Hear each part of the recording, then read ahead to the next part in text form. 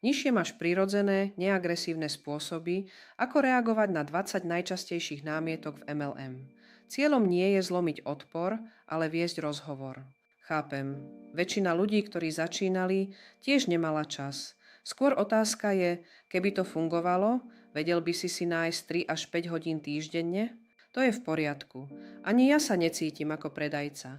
Skôr zdieľam skúsenosť a ak to niekomu dáva zmysel, rozhodne sa sám.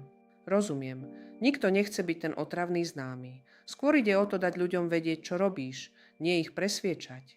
Chápem, veľa ľudí si to mýli. Rozdiel je v tom, že tu je reálny produkt alebo služba. Ale je úplne fér si to overiť. To je vlastne výhoda. Nemusíš mať zlé návyky.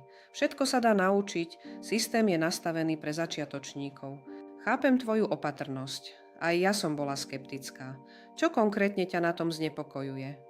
Rozumiem. Otázka je, či je to o peniazoch alebo o istote. Ak by si vedela, že sa ti to vráti, pozerala by si sa na to inak?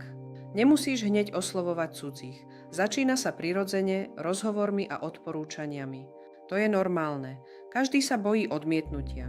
Skôr ide o to, či je tvoj cieľ silnejší než strach. Sebavedomie rastie skúsenosťou, nie čakaním. Nikto nezačína úplne istý. To si myslí veľa ľudí. V skutočnosti stačí pár správnych ľudí, nie stovky. To sa dá naučiť za pár týždňov. Je to zručnosť, nie vrodený talent. Rozumiem. Čo konkrétne nefungovalo? Systém, podpora alebo produkt? Pozrime sa na to spoločne. To je fér. Najprv si ho treba vyskúšať. Bez vlastnej skúsenosti by som do toho ani ja nešla. Ani nemusíš.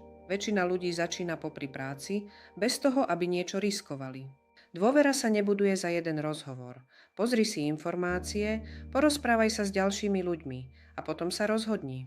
Je to podnikanie. Tempo si nastavuješ ty. Otázka je, čo chceš dosiahnuť. To isté sa hovorí o kávach či realitách a stále vznikajú nové úspešné projekty.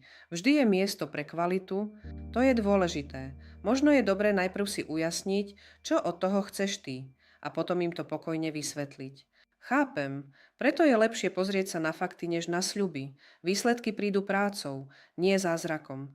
Stratégia je o robení volieb a tou najdôležitejšou je začať. Ak máš ďalšie otázky, som tu pre teba.